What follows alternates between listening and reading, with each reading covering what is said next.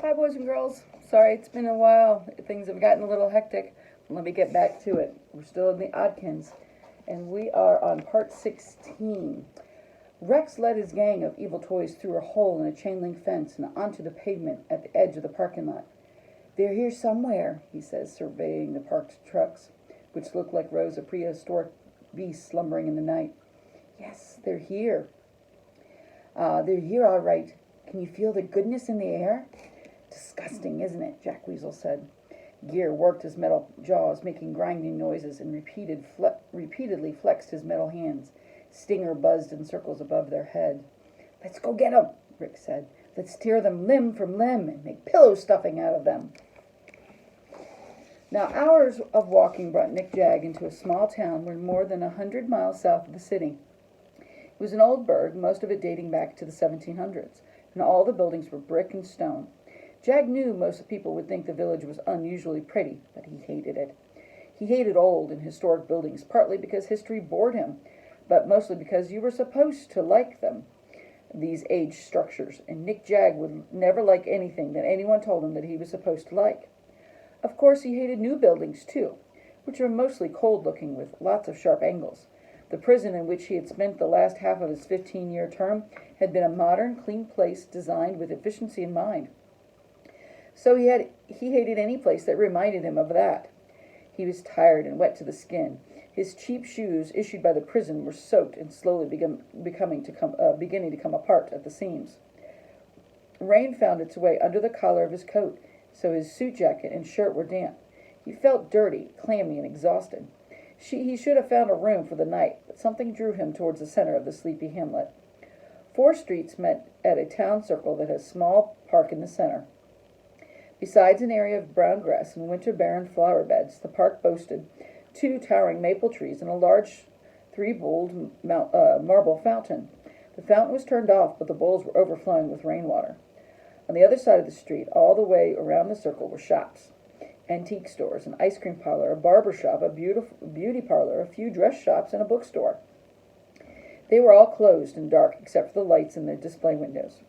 There was also a small bus station, and when Jag saw it, he knew that the station was the place he had been drawn him to the town circle. Feeling strange, almost as if he were hypnotized, he walked to the front door of the terminal and stepped inside into the harsh fluorescent glare. A single clerk was sitting at the far end of the room, behind a counter, reading a paperback book. A radio was playing music from the 1940s. It felt good to be in a warm, dry place. Something on the floor glinted and caught Jag's attention. He looked down, and he saw a brass key on the green tiles. He stooped, picked it up off the tiles, and noticed a number on it. The station clerk had not looked up from his book. Feeling very strange indeed, still moving as if he were just a marionette being controlled by a puppet master, Jag walked past a group of wooden benches to a row of luggage lockers. He found the locker with the same number as the key and opened it. Inside was a single suitcase. He had never seen this piece of luggage before, but his initials were on it, N.J. He carried the suitcase into the men's room and opened it on the counter beside the sink. It was packed full of $100 bills, a few thousand of them. "What's this?" Jag said, finally shocked out of his trance. A soft but deep voice said, "It's money to buy the toy factory." Startled, Jag turned around and looked around. He was still alone in the brightly lit men's room. No one had entered the room. Behind him, "Look in the mirror, Jag." He whirled around the sink, where he should have seen his own reflection.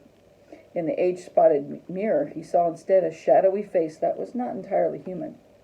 The awful eyes were sunken and glowed a smoky sullen red.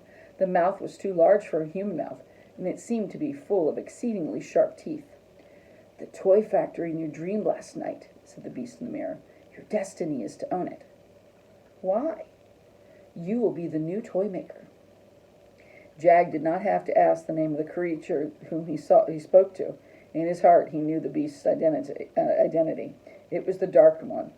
Though Jag had never actually seen him before, he'd always been close to him. "Toy maker," Jag said, "but I hate toys. I hate children." "Of course you do," said the hideous thing in the mirror. It grinned at him. "That's why it's your destiny. Times are changing. Evil is on the rise. The toy factory and many other things will be falling into my hands in the days to come. You will build toys that will do great harm to the children who own them, toys that will bring pain and misery and enormous sadness to everyone they touch. You must get to the city tonight without delay. You will find a man named Victor Bodkins. You will offer him cash for the factory. He can't resist cash. He loves cash. His face faded from the mirror, and in a while Jack could see his own face staring back at him, pale and wide-eyed. He'd be a toy maker with his own factory. Though he did not yet understand how his toys would harm children, he knew that this was indeed his destiny. Heart-hammering, excited, as close to happiness as he's ever been, Nick Jag closed the suitcase, carried it to the waiting room, and went to the counter, and bought a ticket to the city on the next bus out. And that is all for part 16. Thank you guys for being patient with me.